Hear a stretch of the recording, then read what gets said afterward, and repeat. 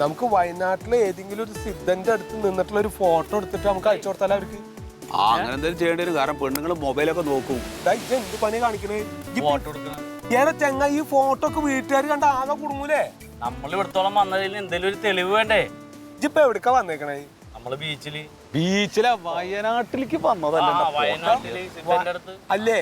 വയനാട്ടില് സിദ്ധന്റെ അടുത്ത് പോയ നമ്മളെങ്ങനെ പിന്നെ ഇവിടെ കടപ്പുറത്തുണ്ടാവണേ? അതാ ഫോട്ടോയിൽ അവര് കണ്ട നിക്ക് കിടക്ക് പുറത്തി ഉണ്ടാവില്ല. നിങ്ങൾ ഓരോ പണിന്നെ വിളിച്ചുകൊണ്ടെന്നിട്ട് കാണിക്കണേ. അതെ, പരികുട്ടി പറയണേ ഏതെങ്കിലും ഒരു സിദ്ധന്റെ മാതിരി താടിയൊക്കെ നീട്ടി വളർത്തിയിട്ടുള്ള ഏതെങ്കിലും ഒരാളെ നമ്മൾ കണ്ടിട്ട് അയാളുടെ അടുത്ത് നിന്നിട്ട് ഒരു ഫോട്ടോ എടുത്തിട്ട് അത് വേണമെങ്കിൽ അയച്ചു കൊടുക്കാൻ വേണമെങ്കിൽ അല്ല അത് അയച്ചു കൊടുക്കണം. അല്ലെങ്കിൽ ഇത് ഇടങ്ങറാവും. എവിടെങ്കിലും തിരയടാ ഒരു സിദ്ധനെ നമുക്ക് ഒരു ഫോട്ടോ എടുത്തിട്ട് അയച്ചു കൊടുക്കും. ഫോട്ടോ പോരെ? സിദ്ധനൊന്നും വേണ്ട. നമ്മള് 3 പേരും കൂടി ആ പയ്യനെ വിളിച്ചിട്ട് ഒരു ഫോട്ടോ എടുക്കാം. എന്നിട്ട് പോണ വഴി ഏതെങ്കിലും കമ്പ്യൂട്ടർ സെന്ററിൽ കയറി ഫോട്ടോഷോപ്പിൽ ഒരു സിദ്ധനെ പിടിച്ച് നടക്കി നിർത്തിയാ പോരെ? അപ്പോൾ സിദ്ധനെ കിട്ടണ്ടേ? സിദ്ധനെവിടെ? സിദ്ധന്റെ പടം മതിന്ന്. സിദ്ധന്റെ പടം നമ്മുടെ കൂടെ നിർത്താം. അല്ലെങ്കിൽ നമ്മൾ സിദ്ധനെ തൊഴണ പോലെ താടിയുള്ള ആള് അത് പുറകില് അമ്പലോ കാട എന്തുവാണ് ഗുഹ എന്തുവാണെങ്കിലും പിടിപ്പിക്കാം. അത് അയാളുടെ ഫോട്ടോ ആക്കാൻ പറ്റുമെന്ന് ഒരു പടം നമ്മ എടുത്താൽ മതി. അതെ, അവനെ കൊണ്ടൊരു ഫോട്ടോ എടുപ്പിക്കാം. ഓടിയോ അപ്പൊ ഈ സ്വാമി എവിടെ നിൽക്കുക? അതെ എടാ, ഞങ്ങള് 3 പേരും കൂടി നിൽക്കണ ഒരു ഫോട്ടോ ഒന്ന് എടുത്ത് തന്നെ ഫോട്ടേട്ടാ.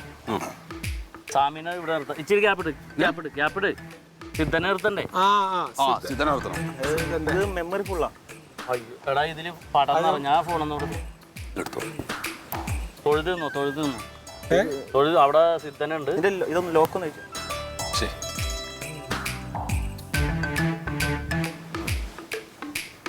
എടുത്തോ.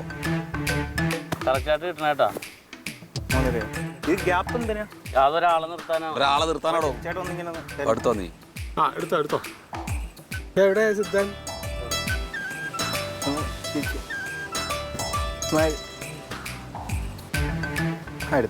വേറെ എടുക്കണ്ടേ? ഇനി ഇവിടെ ഇരുത്തിയിട്ടാണെങ്കിൽ വരണം. അപ്പൊ എടുത്തോ 2-3 സിദ്ധന്റെ പടമാണ് കിട്ടണമെങ്കിൽ അമ്മ ഇങ്ങനെ ഇവിടെ സിദ്ധൻ ഇരിക്കുന്നുണ്ട് അല്ലേ?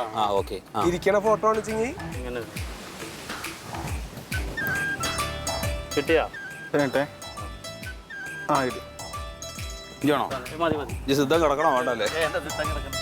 ഇത് നമ്മള് പോണ വഴി റെഡിയാക്കി വിടാം. ഗുഹയിലിരുന്നാ പോരെ സിദ്ധൻ? എനിക്കറിയാലോ എല്ലാ പരിപാടി. ശരിയാന്നാ? ഓക്കെ. അങ്ങനെ ഒരു സ്ഥലം കിട്ടിയത്. ഇത് ഈ അന്റെ ഫോട്ടോ അയക്കണേറ്റ് മുമ്പ് ഈ ഫോട്ടോ അയക്കണം കേട്ടോ. ഇപ്പൊ പോണ വഴി ക്ലിയർ ആക്കി എടുക്കണത്. ഈ കടലിൽ നിന്ന് ഇത്ര ഒറ്റ ഫോട്ടോ ആക്കിയത് കേട്ടോ. കുടുംബത്തിൽ കയറാൻ പറ്റില്ല. സംഭവം കടപ്പുറത്ത് രസം തന്നെയാണ്. പക്ഷെ 2 ദിവസം ഇവിടെ ആയപ്പോ എനിക്ക് ബോറടിച്ചു.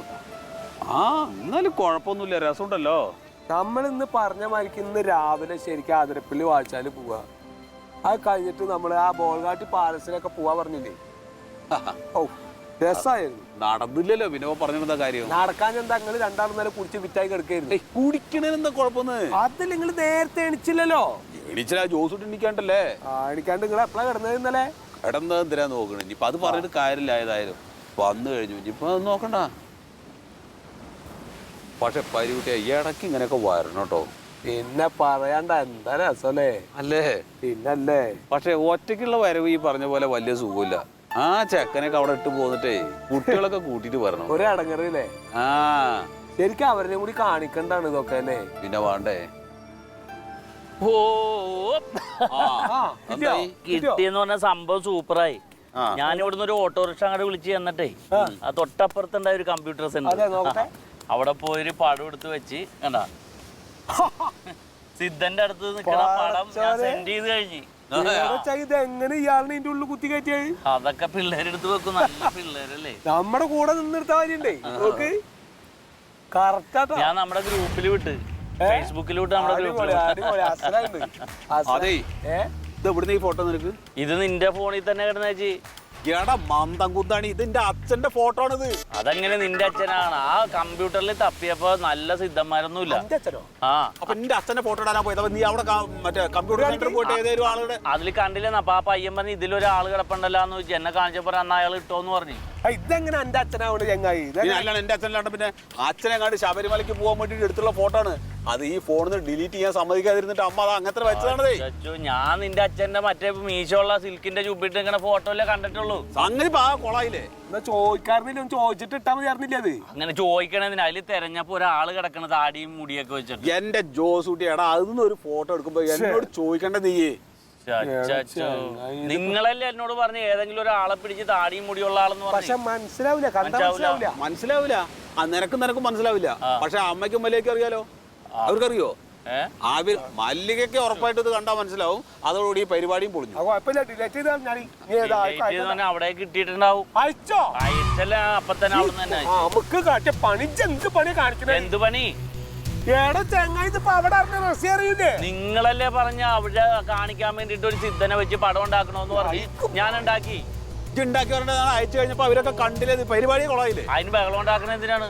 ഞാൻ വീട്ടിലേക്ക് ഞാൻ വീട്ടിലേക്കില്ല. നിങ്ങൾ പോയിക്കോയി. പരിക്ക പേടിക്കണ്ടെന്ന് പറഞ്ഞു കഴിഞ്ഞ പെണ്ണ് കിടക്കപ്പുറത്ത് ഒരു സിദ്ധന്റെ അല്ലേ ചീറ്റിയുള്ളൂ. നമുക്ക് അടുത്ത ബുദ്ധന്റെ വഴിയില്ലേ? നിങ്ങൾ ഇന്നലെ കാണിച്ച പണി തന്നെയല്ലേ? എന്ത് കാണിച്ച പണിയാണ് ഇന്നിപ്പോ അതിരപ്പള്ളി വായിച്ചാൽ പോവാനും ഇവിടെ പോവാൻ പറ്റാതെ ഓരോ കേസ് കെട്ട് ഒപ്പിക്ക് വന്നിട്ട് അവസാനം ചീറ്റി പോകുമ്പോ എന്റെ തലേ ചീറ്റി പോകുമ്പോഴല്ലേ ഓരോന്നും ഇങ്ങനെ ഓരോ തന്ത്രം പറഞ്ഞു കൊണ്ടുവന്നിട്ട് അത് കൊളാക്കും. ഓരോ പണി ഞാൻ എങ്ങനെ അവിടെ കയറുക? പറ്റൂല വീട്ടിലേക്ക് വരാന്. എന്തൊക്കെ പറഞ്ഞിട്ട് അവിടുന്ന് ഇറങ്ങിയ ഇതാണ് പെണ്ണുങ്ങള് നമ്മളെ കെട്ടിയുള്ള ഗുണം. നമ്മ വേണം പെണ്ണുങ്ങളെ കെട്ടാൻ. പണിയായിട്ട് ഞങ്ങൾ കുടുംബമായിട്ട് ജീവിക്കാൻ.